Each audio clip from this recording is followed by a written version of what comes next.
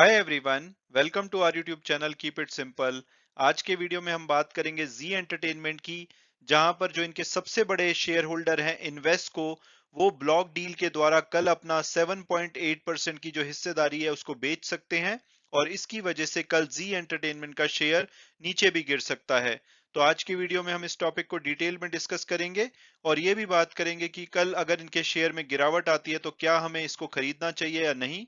और आगे बढ़ने से पहले अगर आपने अभी तक चैनल को सब्सक्राइब नहीं किया तो प्लीज सब्सक्राइब करके हमें मोटिवेट कीजिए। तो सबसे पहले अगर हम बात करें जी एंटरटेनमेंट की जो करंट शेयर होल्डिंग है उसके बारे में, तो 3.99% की हिस्सेदारी है इनके प्रमोटर यानी कि सुभाष चंद्रा और फैमिली के पास। और 52.21% की हिस्सेदारी है फॉरेन इंस्टीट्यूशनल इन्वेस्टर के पास, जिसमें कि जो सबसे बड़े शेयर होल्डर हैं वो है इन्वेस्को डेवलपिंग फंड और ओएफआई ग्लोबल चाइना फंड। दोनों के पास मिलाकर के 17.88% की हिस्सेदारी है। और आज का टॉपिक है इन्वेस्को डेवलपिंग मार्केट फंड की हिस्सेदारी को लेकर के। और अगर इनके टॉप शेयर होल्डर की बात की जाए तो अमानजा होल्डिंग के पास 4.38%, वैनगार्ड के पास 3.7%। और अगर डोमेस्टिक इंस्टीट्यूशन की बात की जाए तो एलआईसी के पास 4.89%, निपॉन के पास 2.64%। इस तरह से जो अन्य म्यूचुअल फंड है उनके पास भी इनकी हिस्सेदारी है। और अब अगर बात की जाए कंपनी में लेटेस्ट डेवलपमेंट की, तो इन्वेस्को डेवलपिंग मार्केट फंड जो कि एक बहुत लंबे समय से जी एंटरटेनमेंट के साथ एक बोर्ड रूम बैटल में इन्वॉल्व था, इन्होंने सीएनबीसी आवाज की एक रिपोर्ट के अनुसार डिसाइड किया है कि ये जी एंटरटेनमेंट में अपनी हिस्सेदारी को एक ब्लॉक डील के द्वारा कल घटाएंगे। और अगर बात की जाए ब्लॉक डील की, तो ये दो पार्टीज जो कि ज्यादातर इंस्टीट्यूशनल प्लेयर्स होते हैं उनके बीच में करी गई एक सिंगल ट्रांजैक्शन होती है, जिसमें कि मिनिमम या तो 5 लाख शेयर्स को ट्रेड किया जाता है या उनकी वैल्यू मिनिमम 5 करोड़ रुपए की होती है। और ये जो ट्रेड है ये सेपरेट ट्रेडिंग विंडो के द्वारा कंप्लीट किया जाता है और पहले 35 मिनट में जब मार्केट खुलती है तो इसको कंप्लीट किया जाता है, यानी कि 9:15 से लेकर के 9:50 के बीच में। और अगर आप डिटेल में समझना चाहते हैं कि ब्लॉक डील और बल्क डील में क्या डिफरेंस होता है, तो इसको मैंने एक वीडियो में समझाया है, आप मेरे चैनल पे उसको देख सकते हैं जहां पे मैंने डिटेल में इस टॉपिक को एक्सप्लेन किया है। और अगर हम वापस अपनी न्यूज पे आए तो इन्वेस्को जो आज की डेट में जी का सबसे बड़ा शेयर होल्डर है और ओएफआई ग्लोबल चाइना फंड एलएलसी के साथ मिलकर के ये 17.88% की हिस्सेदारी ओन करते हैं जी एंटरटेनमेंट में। ये अपनी 7.8% की जो इक्विटी है उसको कल ब्लॉक डील के द्वारा बेचेंगे। ये 7.4 करोड़ शेयर्स को सेल करेंगे, जिनकी की वैल्यू लगभग 2200 करोड़ रुपए के आसपास है। और जो इसकी प्राइस रेंज है वो 270 से 290 रुपए के बीच में होगी। और अभी जो आज की क्लोजिंग हुई है लगभग 292 रुपए पे हुई है, तो क्योंकि ये प्राइस रेंज उससे कम है, तो उम्मीद की जा सकती है कि जो जी का शेयर है कल एक बार के लिए 270 या इवन इससे नीचे भी ट्रेड करे, जैसा कि अभी एसबीआई कार्ड के केस में हुआ था, जो उसमें लोअर प्राइस रेंज थी उससे भी नीचे एक बार के लिए उनका शेयर गया था। और इस ब्लॉक डील के लिए जो बैंकर हैं वो कोटक महिंद्रा बैंक होंगे।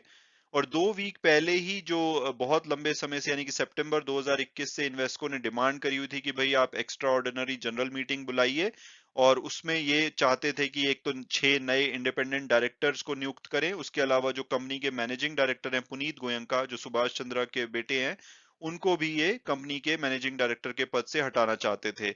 लेकिन 23 मार्च को इन्होंने स्टेटमेंट जारी करके बोला था कि जो इनकी ईजीएम की डिमांड है इसको ये ड्रॉप कर रहे हैं, और ना ही अब ये 6 जो नए इंडिपेंडेंट डायरेक्टर की डिमांड है उसके साथ परस्यू करना चाहते हैं।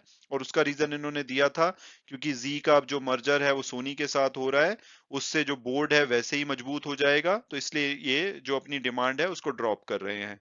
और इस न्यूज को मार्केट ने बहुत ही ज्यादा पॉजिटिवली लिया था, और जी का शेयर आपने देखा होगा 24 मार्च को मॉर्निंग सेशन में एक बार के लिए 16% से भी ज्यादा बढ़ा था। हालांकि इन्होंने अपनी स्टेटमेंट में ये बोला था कि हम जो ये मर्जर है सोनी के साथ इसको मॉनिटर करेंगे, और अगर ये मर्जर जो करेंटली प्रपोज्ड है उस तरीके से कंप्लीट नहीं होता है तो दोबारा से ये एक फ्रेश ईजीएम की मांग करेंगे। और अब अगर बात की जाए कि क्या हमें करंट प्राइस पे जी एंटरटेनमेंट का शेयर लेना चाहिए, अगर कल इसमें गिरावट आती है तो वो क्या अपॉर्चुनिटी हो सकती है। तो सबसे पहले अगर हम इसकी पास्ट परफॉर्मेंस देखें तो पिछले एक साल में इन्होंने 46% की रिटर्न दी है। और खासकर ये रिटर्न आई थी सितंबर के बाद से, जब इन्होंने अनाउंस किया था कि ये सोनी के साथ अपना मर्जर करेंगे। और पिछले एक महीने में भी इन्होंने लगभग 30% की रिटर्न दी है। और अगर हम ब्रोकरेज हाउस रिपोर्ट्स की बात करें तो फरवरी के बिगिनिंग में प्रभुदास लीलाधर ने इसका टारगेट 413 का दिया था, और टिकर टेप के प्रोडक्टिव एनालिसिस के हिसाब से इसका average target price 365, higher side पे 455 और लोअर साइड पे 253 आता है। जो आज की क्लोजिंग हुई है 291 पे हुई है, तो उस हिसाब से ये अभी अपने जो एवरेज टारगेट प्राइस है उससे नीचे पे अवेलेबल है, तो प्राइसिंग डेफिनेटली अट्रैक्टिव लगती है। और अगर हम इसके फंडामेंटल और पीयर्स एनालिसिस को देखें तो एक small to mid cap company है, 28,000 करोड़ के आसपास का मार्केट कैपिटलाइजेशन है। पी रेशो और पीबी रेशो अगर इनके कॉम्पिटिटर के हिसाब से देखें तो थोड़ी सी ऑन द हायर साइड पे लगती है, लेकिन रिटर्न ऑन इक्विटी 8% की है, और अदरवाइज प्रॉफिटेबल कंपनी है, डेट फ्री कंपनी है। तो अगर मेरी पर्सनल ओपिनियन पूछी जाए तो मुझे लगता है कि इन्वेस्को ने इनको काफी ज्यादा इनकी जो मैनेजमेंट है उनके साथ बन नहीं रही थी, बहुत लंबे समय से उन्होंने उनको हटाने की कोशिश की। तो हो सकता है कि लॉन्ग टर्म में अगर इनका सोनी के साथ जैसे मर्जर कंप्लीट होता है एज प्लान्ड, जो कि दिसंबर में इन्होंने फाइनली साइन किया था, और 8 महीने के अंदर उम्मीद है कि वो कंप्लीट होगा, इस साल में later in the year complete हो जाएगा, तो वो पॉजिटिव है। और इन्वेस्को जैसे कि वो इनको थोड़ा सा परेशान ही कर रहा था मैनेजमेंट को, अगर वो भी अपने स्टेक को कम करते हैं तो हो सकता है कि लॉन्ग टर्म में ये पॉजिटिव न्यूज हो। हालांकि ये एक डेवलपिंग स्टोरी है, तो हमें देखना पड़ेगा कि आगे कैसे जाती है। बट मुझे अभी लगता है कि अगर इसके शेयर में गिरावट आती है कल ब्लॉक डील की वजह से, तो वो एक अपॉर्चुनिटी हो सकती है इस शेयर को खरीदने के लिए लॉन्ग टर्म के लिए। हालांकि वीडियो क्लोज करने से पहले मैं हमेशा की तरह डिस्क्लेमर दूंगा कि जो भी व्यूज हैं वो मेरे पर्सनल हैं। अगर आप इसमें ट्रेड करना चाहते हैं तो आप इसकी फर्दर रिसर्च कीजिए, उसके बाद अगर आप कंफर्टेबल होते हैं तभी आप इसमें इन्वेस्ट कीजिए। Thanks so much for watching the video and God bless you all.